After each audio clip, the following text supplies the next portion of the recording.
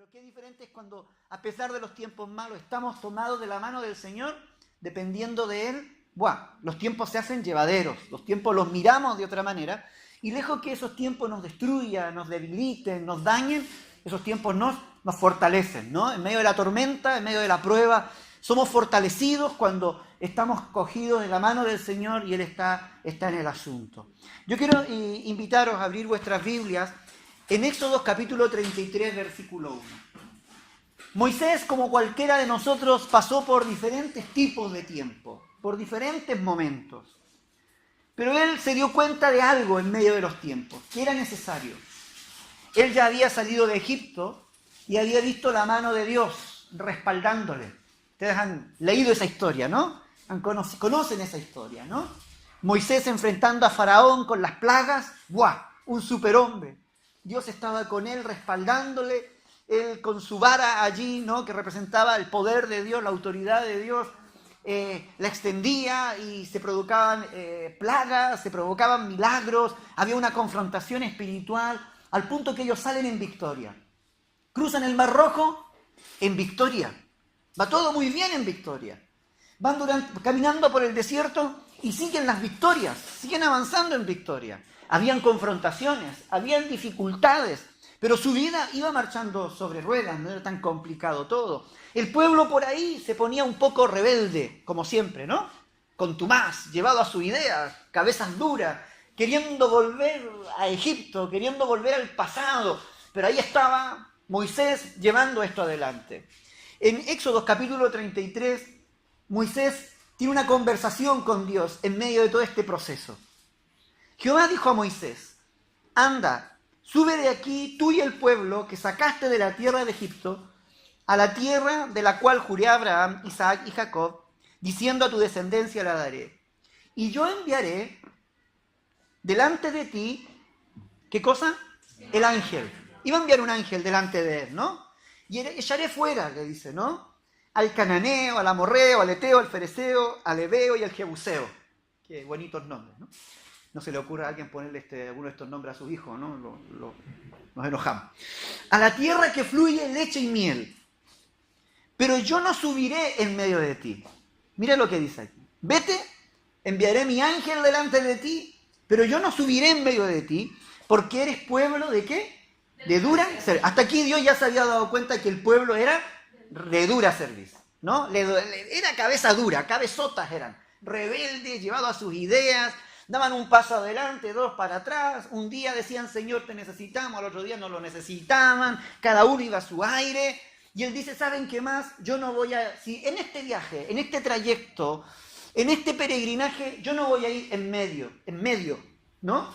Yo me voy a alejar. ¿Por qué? Porque son de dura cerviz. Y no sea que te consuman el camino. Que los maten el camino. ¡Wow! ¡Qué fuerte!, ¿no? Claro, porque si Dios habitaba en medio, el pueblo tenía que comportarse de otra manera. Pero Dios ya había probado que el pueblo no iba a estar a la altura. Y que esto ponía en riesgo al pueblo. Imagínense la presencia de Dios poniendo en riesgo al pueblo. Claro, la santidad y todo. Provocaba. Y oyendo el pueblo esta mala noticia, cuando se entera de lo que Dios estaba diciendo, ¿qué lo que hicieron? Vistieron luto, dice. Y ninguno se puso sus atavíos. Porque Jehová había dicho a Moisés, di a los hijos de Israel, vosotros sois pueblo de dura cerviz. En un momento subiré en medio de ti y te consumiré. Quitaré pues ahora tus atavíos para que yo sepa lo que te he de hacer. Entonces los hijos de Israel se despojaron de sus atavíos desde el monte Horeb. Y Moisés tomó el tabernáculo y lo levantó lejos, fuera del campamento, y lo llamó el tabernáculo de reunión. ¿Dónde habitaba Dios?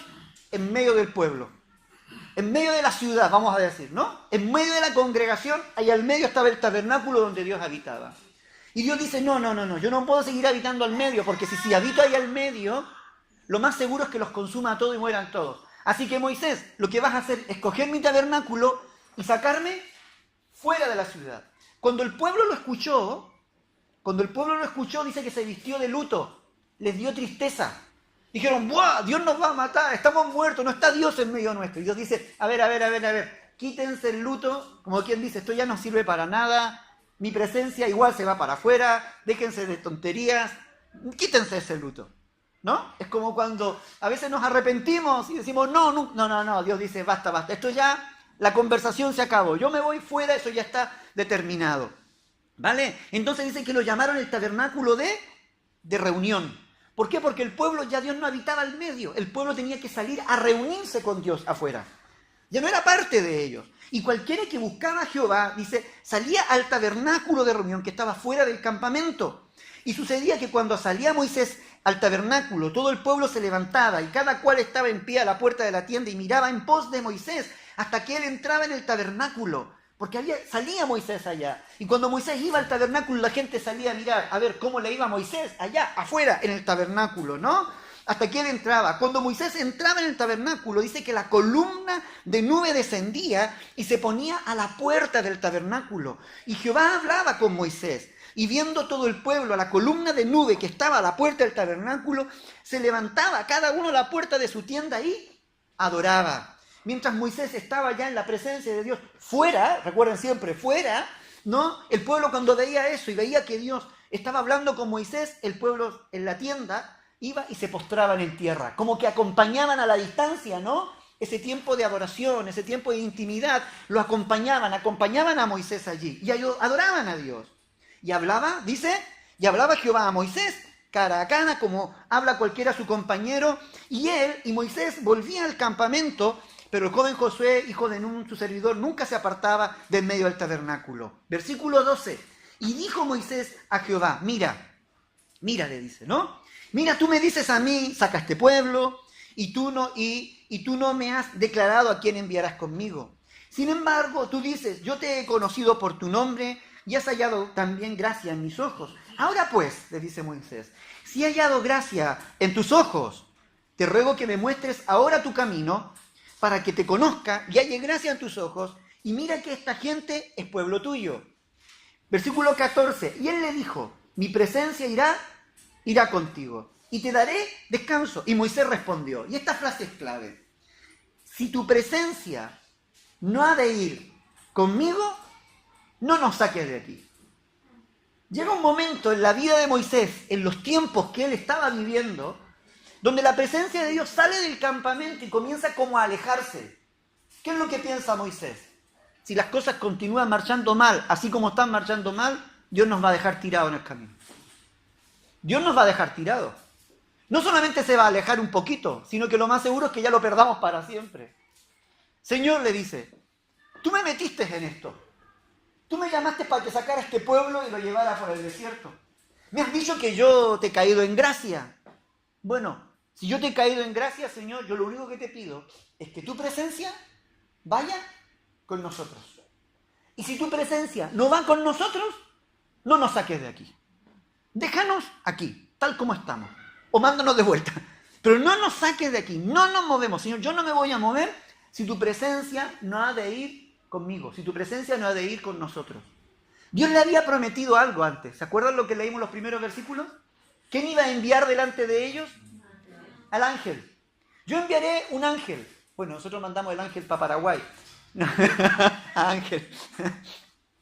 No ese ángel, un ángel. No, el ángel. Mi ángel irá delante de vosotros, dice. Ir a conquistar la tierra, mi ángel irá delante de vosotros. Y él abrirá, él vencerá, él derrotará al amorreo, al jebuseo, al heveo, y por ahí, a todos los eos que hay por ahí, ¿no? Él los va a derrotar, le dice, ¿no? Déjenlo, él va a ir delante. Y Moisés dice, sí, está bien.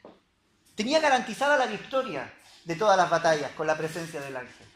Pero Moisés llega a entender algo muy importante.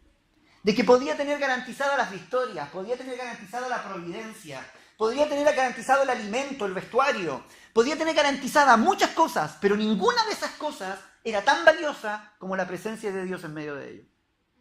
¿Sí? Ninguna de esas cosas era tan valiosa. Sí, Señor, me encanta tu ángel va a pelear por mí, tu ángel esto y aquello, pero lo que yo veo que es más valioso es que tu presencia, que la estoy perdiendo, no la quiero perder, quiero que habite en medio de nosotros. Quiero que tu presencia me acompañe. ¿Sabes? Y eso a mí me habla de una cosa muy interesante. Porque nosotros generalmente queremos garantías de buena salud, garantías de providencia, garantías de compañía, garantías de esto otro. Y Dios lo puede hacer a través de sus ángeles. Y Él mandará ángeles, ¿no? Alrededor nuestro para que nuestro pie no tropiece en piedra, dice la palabra, ¿no? Los ángeles son ministradores que están al servicio de Dios, dice la palabra, al servicio de del pueblo. Es decir, los ángeles están trabajando ahí por nosotros. Pero hay algo que los ángeles nunca van a poder suplir, nunca van a poder compensar, nunca van a poder, un lugar que nunca van a ocupar. ¿Saben cuál es? El lugar que le corresponde a Dios. El lugar que le corresponde a la presencia de Dios. El lugar que le corresponde solo a Dios habitando en medio nuestro. Muy bien, dice el Señor. Muy bien, dice Moisés, perdón. Sí, mandas a tu ángel, bien bonito, ¿no? Vamos a tener victoria. Pero ¿sabe, Señor? Si tu presencia no ha de ir con nosotros, no me saques de aquí. No me saques de aquí. No nos muevas de aquí, Señor. Yo no quiero caminar un paso más adelante. Si tu presencia no cuento con tu presencia. ¿Y en qué conoceré? Añade él en el versículo 16. Aquí que he hallado gracia en tus ojos, yo y tu pueblo, sino en que tú andes con nosotros. Mira qué es bonito eso. Que tú andes con nosotros. ¿Sabes? Dios no es un Dios, o Moisés entendía que Dios no era para verlo caminar a la distancia, sino que la necesidad de él era que Dios caminara a su lado, en medio del pueblo, al lado del pueblo, con el pueblo, no un Dios distante, no un Dios lejano, ¿no? Y que yo y tu pueblo seamos apartados de todos los pueblos que están sobre la tierra. Y Jehová dijo a Moisés, también haré esto que has dicho, por cuanto has hallado gracia a mis ojos y te he conocido por tu nombre, ¿cierto? Lo haré de esa manera. Y él le añade después, mi presencia irá contigo. Era importante el tema de la presencia de Dios en medio de su vida. Para Moisés era fundamental. Aunque tenía garantizada la victoria, aunque tenía garantizada la providencia, aunque tenía garantizada todo lo que él necesitaba, nada de aquellas cosas podía compensar, podía suplir, no ocupar el lugar que le correspondía a la presencia de Dios.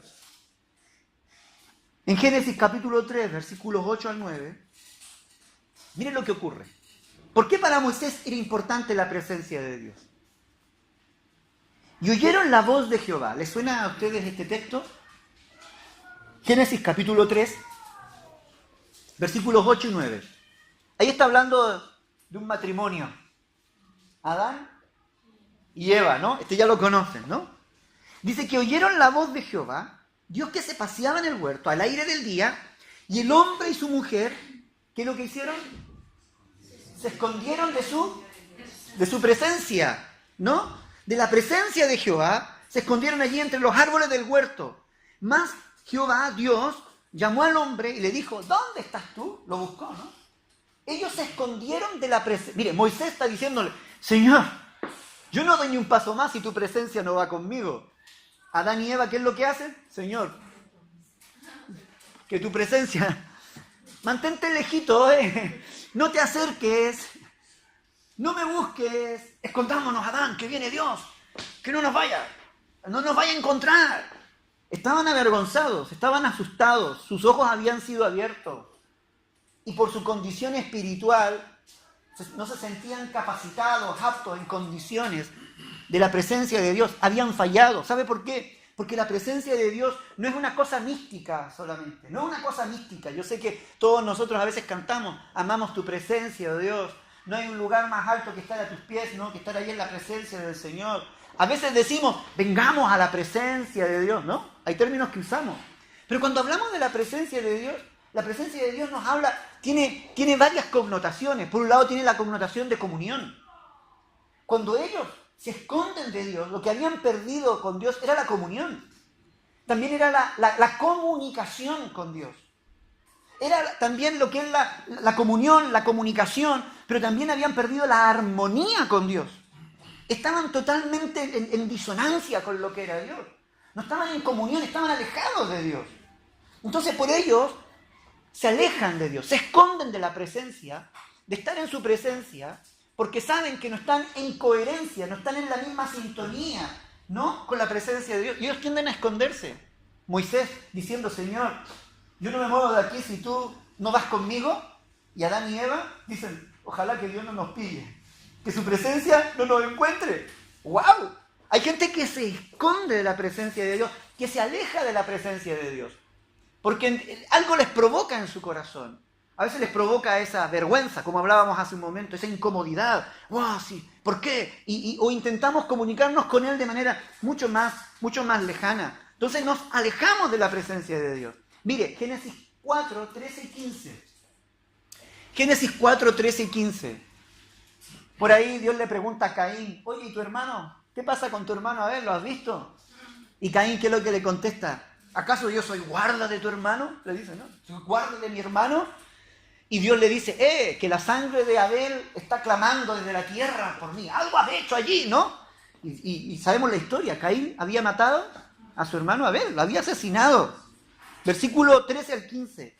Y dijo Caín a Jehová, grande es mi castigo. Claro, había matado a su hermano. Grande era el castigo. ¿Y cuál era el castigo? Versículo 14. Y aquí me echas hoy de la tierra y de tu presencia. Me esconderé y seré errante, extranjero en la tierra. ¿Qué ocurre con Caín? Dios lo termina echando, alejando, ¿no?, de la tierra, alejándolo de la presencia. Es fuerte estas cosas. Es decir, hay momentos donde Dios dice, ¿sabes qué? Mantengámonos distantes, no estás en condiciones, ¿no? No estaba en condiciones este Caín de acercarse por lo que él había hecho. Lo que él había hecho era repugnante ante la presencia de Dios. No podía haber comunión, no podía haber sintonía. Dios no podía respaldarle, Dios no podía apoyar lo que Caín había hecho. Y Caín, lejos de arrepentirse, su respuesta es, ¿acaso soy muy chulo, no? ¿Acaso yo soy guarda de mi hermano? ¿Acaso yo tengo que preocuparme por él? Claro que tienes que preocuparte por él, hubiera sido la respuesta, ¿no? Claro, pero él no.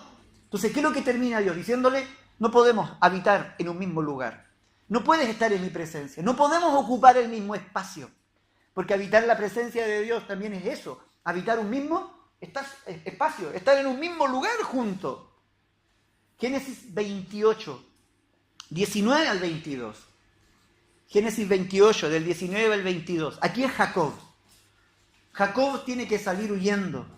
Y huyendo de Esaú. Y cuando huye de Esaú, se encuentra con Dios. Tiene un encuentro con Dios.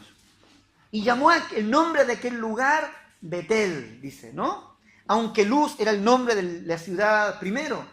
Y dice que hizo Jacob un voto. Mire qué bonito es esto. Diciendo, si fuere Dios conmigo. ¿Así o no? Mi versión dice, ¿sí? Versículo 20. El voto dice, diciendo, si fuere Dios conmigo y me guardare en este viaje en que voy, y me diere pan para comer y vestido para vestir, y si volviere en paz a casa de mi padre, Jehová será mi Dios. Y esta piedra que he puesto por señal será casa de Dios, y todo lo que me dieres el diezmo apartaré para ti. Pero me quedo con el versículo 20. Jacob, como Moisés, entendía la importancia de Dios, de la presencia de Dios. Señor, si tú me acompañas en este proyecto, si tú me acompañas en este camino, Señor, si tú fueses aquí a mi lado, Señor, si tú vas conmigo. Moisés estaba pensando en eso. Entendía seguramente lo difícil que es caminar sin la presencia de Dios. Él sabía lo difícil que es y lo solitario que es caminar sin la presencia de Dios. Cómo los tiempos que nosotros vivimos, cuando los vivimos sin Dios, ¡wow!, qué terribles son, ¿no? Imagínense, un Adán y Eva que terminan escondiéndose de la presencia, un Caín que termina siendo alejado de la presencia. Pero vemos a un Jacob que en medio de su dificultad, en medio de su huir, la que le estaba cayendo, su hermano lo quería matar, él iba a emprender un nuevo desafío, ¿no? Y no sabía lo que se iba a encontrar por delante. Iba a enfrentar una vida de incertidumbre, iba a enfrentar una vida de dificultades que él no sabía, pero había algo que él quería. Señor, si tú vas conmigo, lo único que yo quiero es que tú vayas conmigo. No va a ir papá, no va a ir mamá, no va a ir los hermanos, no voy a llevar chequera, no voy a llevar dinero por el camino, no llevo nada, me voy sin nada. Pero si tú vas conmigo, si me guardas, si me proteges, ¿no? Si tú vas conmigo, Señor, eso lo cambia todo. Y me guardares en este viaje que voy, me dieres pan para comer, vestido para vestir. La importancia de que la presencia de Dios fuese con él. No sé si me logro explicar. ¿Cuántas veces nosotros planificamos y ni siquiera decimos, Señor, si tú vas conmigo? si tú me acompañas en este proyecto, o tal vez como Moisés, Señor, yo no voy a dar este paso hacia adelante si tú no vas conmigo. Si tú no me apoyas, si tú no estás de acuerdo, tú no estás a favor. Porque la presencia de Dios también significa apoyo, significa respaldo. Porque a veces nosotros hacemos cosas en nombre de Dios, pero Dios no está presente en el asunto. Podemos mencionar su nombre, podemos, Señor, en tus manos encomiendo este camino. Pero Dios dice, oye, ese camino no es mi camino. Tus caminos no son mis caminos, ni tus pensamientos ni mis pensamientos. Entonces a veces encomendamos a Dios nuestro camino, pero Dios dice, ese no es mi camino. Pero es diferente cuando le decimos, Señor, si tú me acompañas, si este es tu camino, si esto es lo que me toca vivir, Señor, si tú vas conmigo, porque Dios nos va a acompañar en medio de ese camino, en medio de esos tiempos. Es muy diferente enfrentarlo de esa manera. ¿Qué enfrentó Jacob cuando sale de la casa de su papá? ¿Cuáles fueron los tiempos que él vivió luego, lejos de la casa, después que hace esta oración? ¿Tiempo de injusticia? ¿Tiempo de incertidumbre? Estuvo trabajando para Labán, ¿cierto? El tío, suegro y tío a la vez, ¿no? Primero tío, ¿no? Le trabajó 7 años por Raquel, pero no, ahora dice, no, te voy a dar a Lea, y termina trabajando 7 años más por Raquel, y se van cumpliendo, le cambia el sueldo unas cantidades de veces, lo estafa, lo explota, vive una cantidad de injusticia tremenda. Pero Jacob decía, bueno, Señor, tú estás en este asunto, en medio de toda la dificultad, ¿no? Y dice que Dios hizo prosperar el camino de Jacob. Le fue bien a Jacob. ¿Pero por qué? Porque Jacob se preocupó de que Dios fuera con él en el asunto. Fuera con él en el asunto. No que él iba a ir solo contra el mundo. A veces queremos nosotros ir solo contra el mundo, nosotros solo contra las circunstancias, sin escuchar la voz de Dios, el consejo de nadie, y avanzamos y nos enfrentamos frente a esas situaciones. Y ¿sabe? Nos damos unos choques, nos damos contra una muralla, nos damos de golpes en la vida, simplemente porque vamos nosotros enfrentando la situación y no le decimos, Señor, si tú vas conmigo, si tú no vas conmigo, yo no me muevo. A veces somos capaces de decirle, Señor, si tú no vas conmigo, yo igual lo hago, porque ya lo tenemos predestinado, ya lo tenemos decidido. Y ahí es donde nos damos golpe tras golpe. Y Dios dice, bueno, yo por eso no quería que tú fueras por ese camino. Había otro camino mucho mejor que Él seguramente tenía planificado para cada uno de nosotros. Hay un personaje que a mí me encanta, que es Elías. En Primera de Reyes, capítulo 17, versículo 1, mire el lenguaje de Elías. Me encanta este lenguaje de Elías. Este mismo que enfrentó a los profetas de Baal. Esto lo dice y lo habla antes de enfrentar a los profetas de Baal. Bueno, ya sabemos después lo que le ocurrió y todo, pero antes de eso estaba muy bien el hombre. Primera de Reyes 17:1. Entonces Elías Tisbita, que era de los moradores de Galaad, dijo a Acab, ¿qué es lo que dijo? ¿Vive? ¿Qué más? En cuya presencia estoy. Ajá. Otra vez, vive Jehová, Dios de Israel, en cuya presencia estoy. Es decir, esto no era como Adán y Eva que se andaban escondiendo de la presencia de Dios. Tampoco era un Caín que lo habían alejado de la presencia de Dios. Este era un hombre que habitaba en la presencia de Dios, que la presencia de Dios era su habitación. Vive Jehová, en cuya presencia yo estoy ahora en la presencia de Dios. Yo habito en su presencia. Su presencia es mi morada. Él va conmigo, yo voy con él, ¿no? Yo sigo la jugada que él está haciendo, ¿no? ¿Y qué es lo que añade? Mira, dice, que no habrá lluvia ni rocío en estos años, sino por mi palabra. Por mi palabra. Es decir, esto nos habla a nosotros de varias cosas, que cuando él dice, estoy en la presencia de Dios, es porque no solamente contaba con su compañía, sino contaba con la aprobación de Dios en lo que él estaba haciendo. ¿O ustedes creen que él dijo, no va a llover, simplemente porque a él se le ocurrió? No, él lo aclara más adelante, unos versículos más adelante, unos capítulos más adelante, que no hubo lluvia hasta que Dios le dio la palabra, ¿no? Por causa de la palabra de Dios, no por la palabra de Elías, ¿no? Por la palabra de Dios. Dios no quería que lloviera y Elías lo único que hizo fue repetir lo que Dios tenía predispuesto a hacer con ellos, ¿no?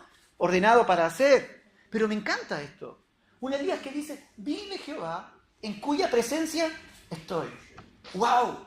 Habla de presencia, habla no solamente de presencia mística, sino que de algo práctico, de ese respaldo de Dios en lo que él estaba haciendo, de esa coherencia en lo que él estaba viviendo, diciendo y haciendo. Había una coherencia y veía que Dios estaba en el asunto, que los tiempos que él estaba enfrentando no los estaba enfrentando en su propia fuerza, sino que contaba con la compañía, con la dirección, con el respaldo, con la providencia de Dios, pero por sobre todo con la compañía de Dios allí al lado de él. Entonces él se enfrentaba a lo que viniese. Él iba ante el rey Acab, el rey más perverso que hubo, ¿no?, en la historia del pueblo de Israel. Uno de los reyes más duros que pudo haber. Fue capaz de enfrentar a los profetas de Baal, a los profetas de Acera, enfrentarlos. ¿Por qué? Porque él estaba en la presencia de Dios.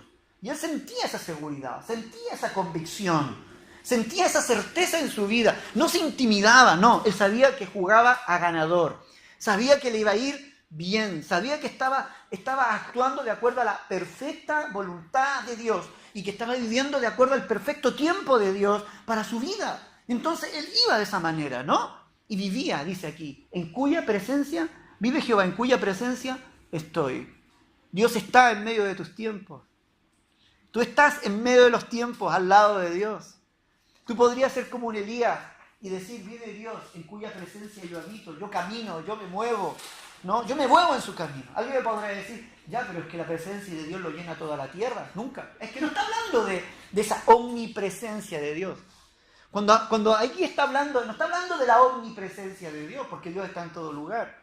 Está hablando de la presencia de Dios, pero del secreto de Dios. Está hablando de la presencia de Dios, pero de esa intimidad con Dios, de esa comunión con Dios, de esa cercanía con Dios. Está hablando de esa presencia de Dios. Y en esa presencia es donde este Elías habitaba. Porque entendía que de esa manera él podía ir y venir. Por eso Moisés, cuando llega el momento, le dice, sí, Señor, todo está bien, pero si tu presencia no ha de ir conmigo, no nos saques de aquí. El proyecto llega hasta aquí. El proyecto llega hasta aquí. No queremos nada más, Señor, si tú no has de ir conmigo. Ustedes supieran la cantidad de veces que yo le he dicho, Señor, ¿sabes? Si esto no es tuyo, que se acabe. Si esto no es tuyo, cierra puertas. Señor, si esto no va a ser una bendición, Señor, que no prospere. Señor, si tú no estás en este asunto, Señor, de verdad, que a mí no me interesa, Señor. No me interesa hacer algo en lo cual no esté tu presencia, en lo cual tú no estés involucrado, en lo cual no pueda yo contar contigo. Sea desde lo más mínimo, tal vez hasta lo más material, hasta lo más humano, hasta lo más espiritual, ¿no? Yo siempre le he dicho al Señor, hemos aprendido a decir, Señor, que si esto no es tu voluntad, no, Señor. Porque lo que buscamos siempre es que Dios esté en el asunto. De que Dios esté presente en cada situación y en cada circunstancia, en cada tiempo, en cada caminar que nosotros vamos. Es importantísimo que Dios esté presente. Porque si Dios no está presente, nada tiene sentido. Nada tiene sentido. Nada va a funcionar, nada va a salir de manera perfecta, de manera próspera.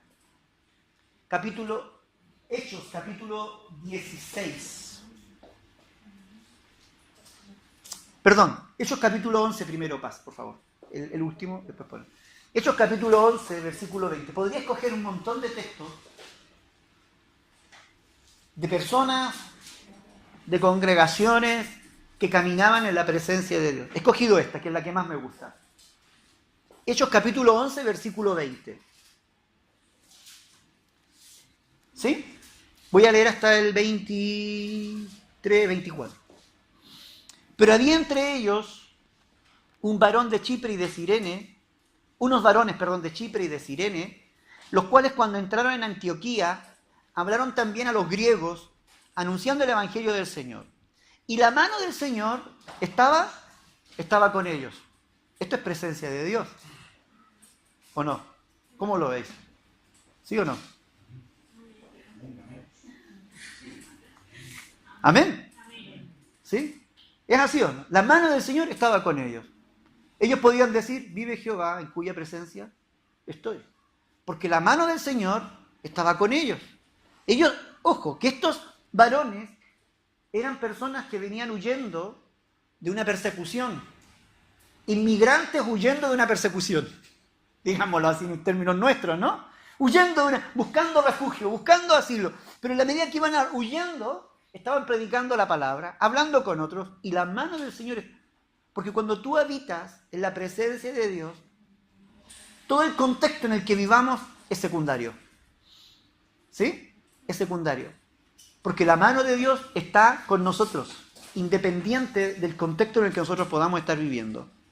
Estaba con ellos, y gran número creyó y se convirtió al Señor. Llegó la noticia de estas cosas a oído de la iglesia que estaba en Jerusalén, y enviaron a Bernabé que fuese hasta Antioquía. Y mire lo que dice aquí ahora. Cuando llegó ahí en Antioquía, ¿qué es lo que vio?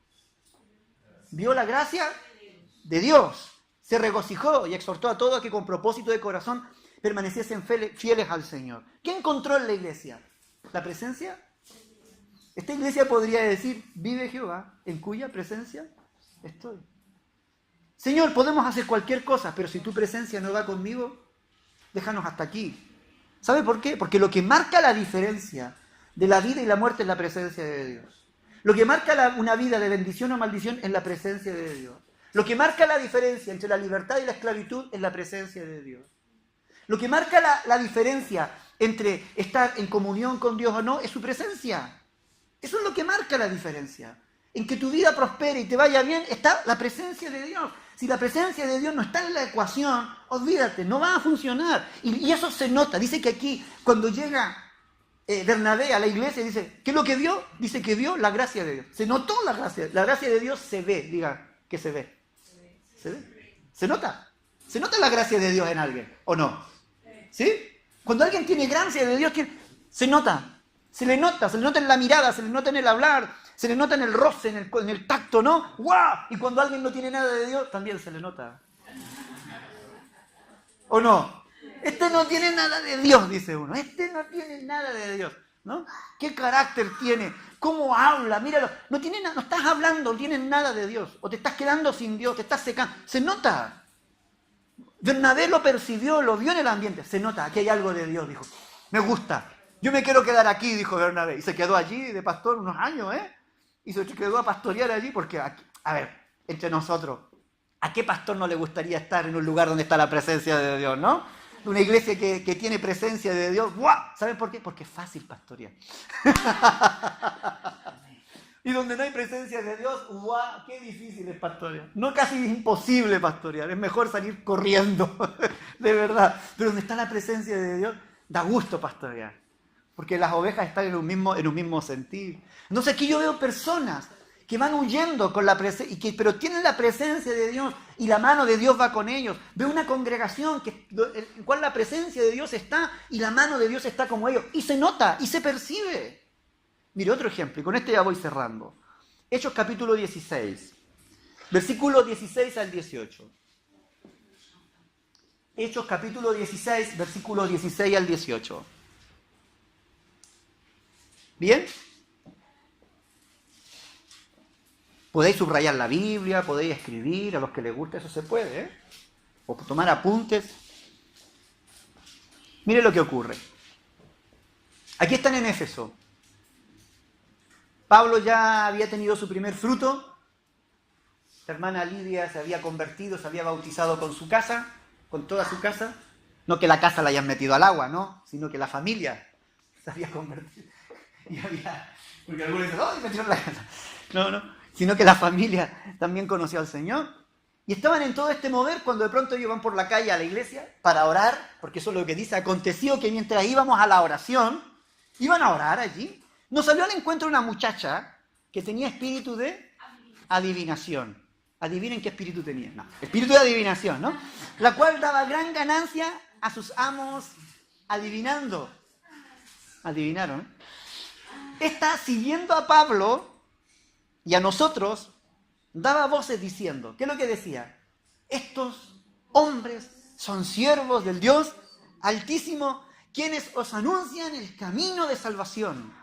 Oye, ¿era adivina? No era tan adivina, esto ya caía de cajón. Tenía algo, ¿no? A ver, los demonios, vamos a decirlo así, sabían quién era Pablo, sabían quién era Silas, sabían quién eran los que estaban caminando, sabían quiénes eran ellos.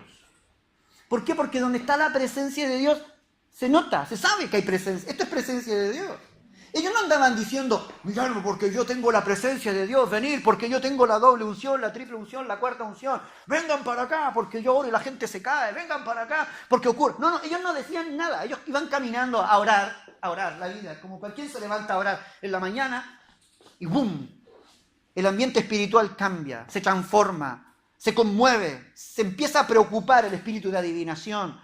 Y para intentar camuflarse allí y tal vez no ser expulsado, creo yo, intenta congraciarse con Pablo, ¿no? Dice, estos son los hijos del Dios Altísimo, no quienes anuncian el camino de salvación, escúchenle. Pablo una vez le aguantó, la segunda le aguantó, pero esto como lo hizo por muchos días, desagradó a Pablo, dice el versículo 18, se volvió y le dijo al Espíritu, te mando en el nombre de Jesucristo, que salgas de ella, y salió en aquella misma hora. ¿Por qué? Porque los demonios también saben cuando tú caminas en la presencia de Dios. ¿Sí? Es decir, no solamente en el aspecto natural, en el aspecto sobrenatural, en el aspecto espiritual, también hay convicción. Cuando alguien camina en el Espíritu, cuando alguien camina en la presencia de Dios, lo primero que se conmueve y se trastorna, por decirlo de alguna manera, es el ambiente espiritual. El ambiente espiritual cambia, el ambiente espiritual se incomoda muchas veces, ¿no? Cuando hay un hijo de Dios en comunión con Dios, en la presencia de Dios, los simientes espirituales de un hogar, de un pueblo, ¿no? De una congregación, de una propia vida, se conmueve porque son confrontados. ¿Y cuánta falta nos hace, no? A veces no tenemos ni siquiera que hablar, solo nuestra presencia. Ya está, tranquilo, guarda silencio, no hay para qué hacer meter bulla. Yo tengo la presencia de Dios, la presencia de Dios viene conmigo, camina conmigo, está todo bajo control, tranquilo, está todo... Porque cuando está la presencia de Dios en la vida de una persona, tiene el control de la situación. ¿Me voy explicando? No son las situaciones las que te controlan, no es el ambiente que te controla. Tú controlas el ambiente cuando está la presencia de Dios en tu vida. ¿Amén o no amén? ¿Amén o no amén? Claro, es así. Cuando la presencia, somos nosotros los que calmamos el ambiente, ponemos la paz. Imagínense a Jesús cuando entraba a un lugar con la presencia de Dios. Paz a vosotros, ¡boom! Los demonios, ¡boom! Se sujetaban, ¿no? El caos volvía a la paz. La tormenta, todo a la calma, en medio del mar. El viento y el mar le obedecen. Se sujetaban, ¿por qué? Porque Jesús caminaba en la presencia de Dios. La presencia de Dios era su habitación, era su habitáculo. Y donde Él se iba, donde Él se movía, iba la presencia de Dios con Él. ¿Por qué? Porque estaba en comunión con Dios. Hermano, no hagas nada si no está la presencia de Dios contigo. No hagas nada si Dios no te acompaña en tu andar. No planifiques, no te organices, no te dispongas en tu corazón, no te predispongas a nada si no está Dios contigo. Tú dile, Señor, si tú no vas conmigo, yo no me muevo de aquí. Tenemos que ser como Moisés. Aunque perdamos, supuestamente entre comillas. Aunque tal vez, Señor, pero si esto no va conmigo, si tú no estás en este asunto, si yo no voy a tener tu aprobación, si yo no voy a tener tu respaldo, no me muevas de aquí. No, Señor, yo no me voy a mover un pie adelante ni atrás si tú no vas conmigo. Pero si tú vas conmigo, mándala al infierno que voy, Señor, ¿no? Si tú vas conmigo, no pasa nada, Señor. No importa lo que tenga que enfrentar, porque si tú vas conmigo vamos a salir en victoria. Vamos a salir en victoria, no va a haber derrota. Yo no quiero solamente milagros circulando a mi alrededor, yo quiero que tu presencia vaya conmigo. ¿Saben? Porque hay algo que te da la presencia de Dios y no te lo dan los ángeles. Los ángeles te dan victoria, los ángeles te pueden ayudar a dar providencia, los ángeles te pueden ayudar a abrir y cerrar puertas. Pero lo que los ángeles nunca van a lograr es traer paz a tu corazón. Lo que los ángeles nunca van a poder traer a tu corazón es tranquilidad, es gozo, es el amor, es la cercanía, es la intimidad que solamente tienes tú con Dios. Claro. ¿Te has dado cuenta que la gente a veces ora a los ángeles? Ángel de la guarda, dulce compañía, no me gusta. Ángel, a los ángeles, ¿no? Pero si Dios dice, no, a ver, yo no voy a enviar ángeles, yo quiero que tú directamente hables conmigo. ¿Sí? Y Dios lo quiere hacer. ¿Por qué? Porque estar en la presencia de Dios nos habla de tener comunión directa con Él. ¿Por qué? Porque su presencia no la puede suplir ni un ángel, ni un santo, ni un arcángel, ni un no sé cuánto, nada. Su presencia solamente la puede suplir Él mismo. Él mismo. Su sola presencia puede llenarnos a nosotros mismos. Puede llenar nuestros corazones. ¡Aleluya! Entonces, ¿Moisés tenía razón o no tenía razón? Claro que tenía razón. Si tú no has de ir conmigo, decía, no, Señor, yo necesito que tu presencia vaya conmigo. Que camines conmigo, que sigamos cruzando el desierto, pero lo queremos hacer de ti. El pueblo es rebelde, es tu pueblo, esto es difícil, pero esto no es con fuerza, no es con espada, es con tu presencia. No es simplemente milagros tras milagros, no, yo te quiero a ti, te quiero conocer, quiero amarte, quiero escucharte, quiero que me hables, quiero escuchar tu voz directamente, Señor. Y eso no lo puede hacer ni un ángel ni nada. Nada cambia, nada puede ocupar el lugar de Dios. Ni la persona más llena del Espíritu Santo puede ocupar el lugar de Dios. Ni un ángel puede ocupar el lugar de Dios. Solo Él puede ocupar su lugar en nuestras vidas. Y eso es lo que nuestro corazón necesita. Tu corazón y mi corazón lo necesita a Él. Mi corazón necesita escuchar su voz. Mi corazón necesita su presencia. Mi corazón necesita un toque de su mano. Necesita un toque de su mano. Mi corazón necesita palabras de su boca. También hablando, rompiendo el silencio, como a veces cantamos en nuestro corazón allí, rompiendo el silencio en mi ser. Solo mi corazón lo necesita a Él. Y eso es lo que tú y yo necesitamos descubrir y experimentar cada día. ¡Aleluya! Oremos al Señor. ¿Y por qué no le decimos en esta mañana, Señor, que tu presencia vaya con nosotros? Y si hemos emprendido rumbos, caminos,